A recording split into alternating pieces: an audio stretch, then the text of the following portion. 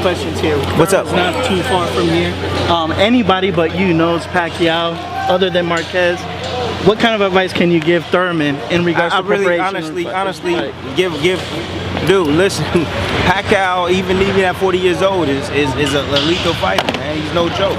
So, you know, advice to give to Thurman, hey, watch the left hand. That's the advice that I have for you, Thurman. Don't get hit by the left hand of Manny Pacquiao. You know, that's just it.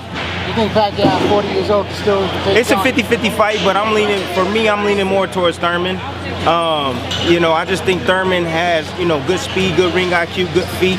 You know, he has the punching power that, you know, can keep Manny Pacquiao at bay, and he's a pretty good counter puncher. So I'm banking on the youth of Thurman. Youth and size. Yeah, youth and size, of course. I mean, you saw when Pacquiao fought against the bully, you know, from Australia. You saw what happened.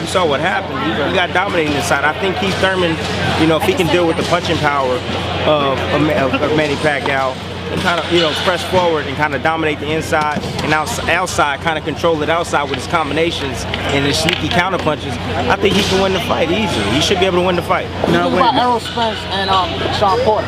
That's a great fight, man. You know, that's one thing that you can never count out Sean Porter, man. You know, he's aggressive. He tries to take the space away from you. I think that Errol Spence is going to try to do kind of similar thing he's done to Mikey Garcia, and keep him outside and control range all night and let him run into shots. So I would have to favor, I don't know, honestly, man. I like Sean Porter, to be honest with you.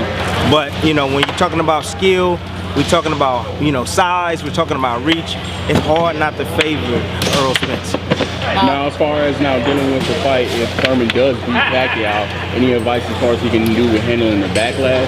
As we've seen in the previous years, if you do beat Pacquiao, there's a lot of backlash and people aren't willing to accept necessarily. Hey, it doesn't matter. Whether he win the fight or lose the fight, he don't get backlash, period. Because if he wins the fight, then, you know, he beat a 40-year-old Pacquiao, not a prime Pacquiao. If he loses the fight, then it's like, oh, you can't even beat a 40-year-old Manny Pacquiao. So he's doomed either way. But it's a great opportunity for him. I'm happy that he got the fight, and, you know, everybody's, you know, looking at that last fight of Thurman, first fight back, and everybody's like, oh, Pacquiao. Man, listen, when you fighting against a guy, a legend like Manny Pacquiao, you gonna get up for it. You know, please believe it. Thurman's a smart guy. You know, he's very intellectual, he's very aware. He knows what he has to do and what he needs to be to beat a guy like Manny Pacquiao. So, you know, I'm banking on Thurman to get the job done. Now, I don't know if you heard his recent comments yet, real quick, but Thurman is already talking about even possibly retiring if you don't beat Pacquiao. What do you think a boxer's mindset is at that level when they're already thinking if one fight already determines their career?